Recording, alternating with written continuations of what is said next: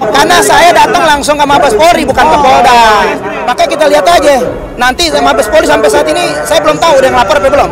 Pada dasarnya gonggongan anjing dan ajan berbeda. Berbeda. Kenapa dia samain? Ya. Nah itu yang berarti dia nggak mikir. Yang tahu sesungguhnya apa yang dinyatakan, itulah orang yang menyatakan. Kalau tadi saudara Egy mengatakan bahwa statement itu menyamakan, apakah itu yang dia maksud? Apakah dia menyamakan? Saya nggak yakin. Saya nggak yakin. Namanya juga penafsiran, Bang Kapitra. Jadi kena ini interpretatif. Kan harus jelas. Karena ada surat edaran, apakah justru ini yang mendatangkan kegaduhan? Egy, ente itu terlalu tinggi bahasanya. Ya ditanya aja, kewenangan lu apa? Gitu loh.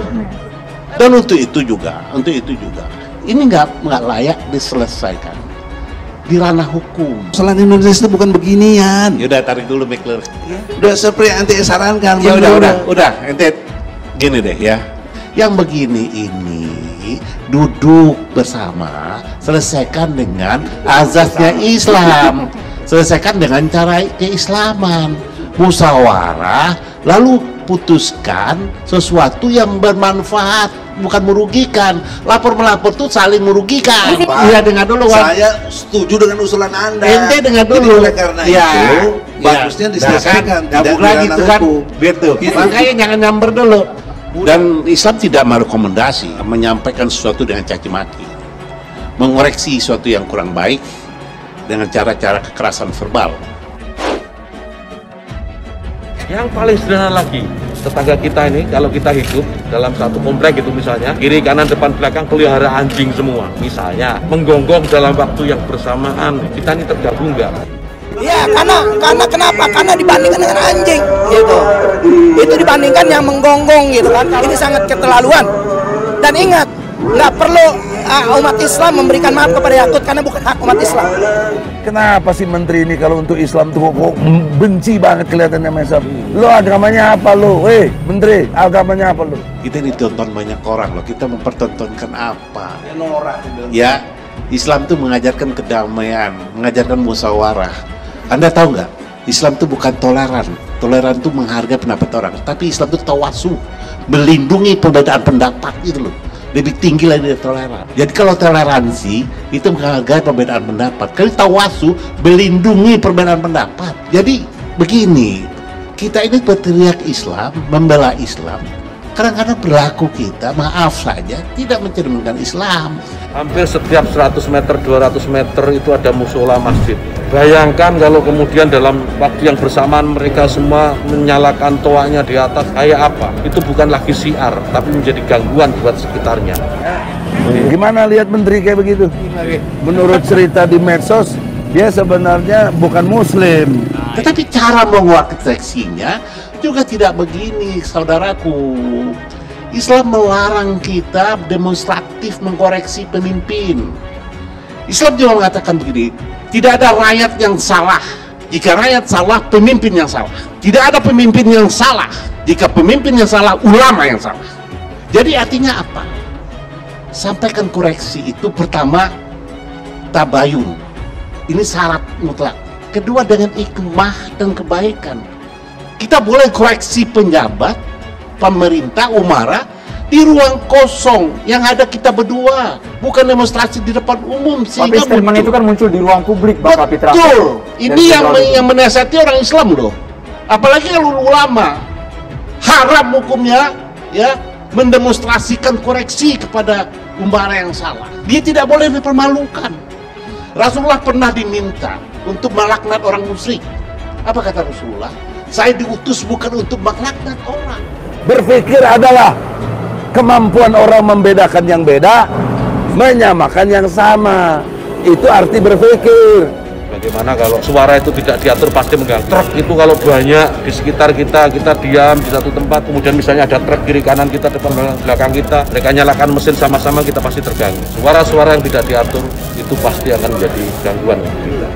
Nah, si Menteri Agama menyamakan yang beda, membedakan yang sama. Itu blow on. Islam ini bukan pemilik kelompok, antum bukan pemilik. Jadi kalau ada statement harus taubat kepada Allah dan minta maaf kepada saya, keliru pada kita, keliru juga. Nggak ada yang minta maaf pada saya, nggak ada. Itu statement yang di situ saya lihat yang utuh ya. Yang lihat, kalau itu keliru, kalau enggak ya saya yang keliru, saya minta maaf ya. Ini masalah begini tidak perlu diselesaikan secara hukum. Ya. Jadi artinya laporan ini salah, tidak tepat. Harusnya berkomunikasi. Meskipun ini era digital, nggak ada juga Islam merekomendasi begitu ada kesalahan langsung di bluffing melalui media juga. Justru lebih baik begitu didatang, disilaturahimi, ditabayuni, dia sendiri. Kalau muncul sebuah kesadaran bahwa itu keliru, dia sendiri yang menyampaikan. Itulah yang elegan dalam Islam, itu ajaran sesungguhnya.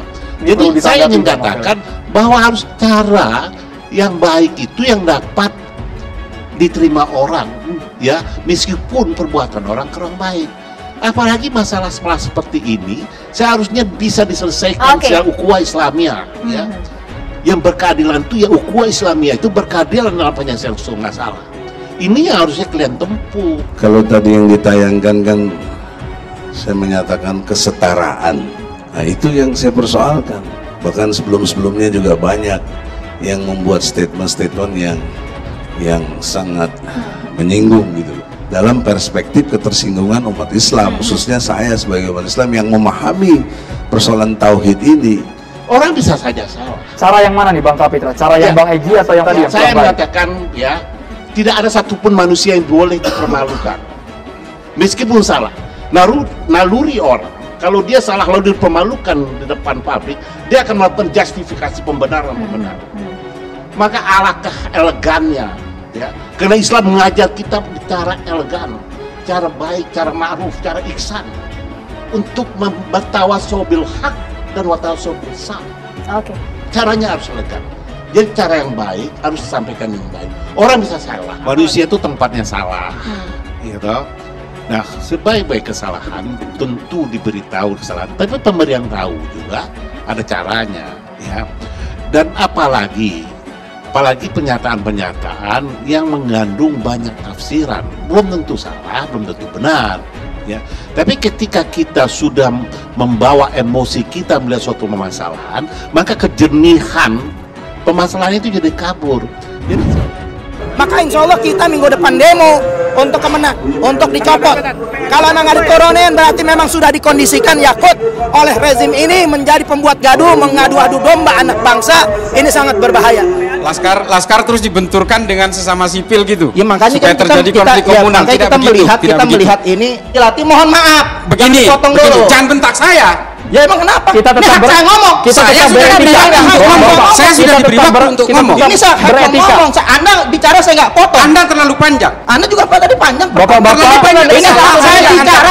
Terlalu banyak kesalahan yang Anda buat. Kita bicara dialognya. Bang Novel ditahan dulu. Salah Anda.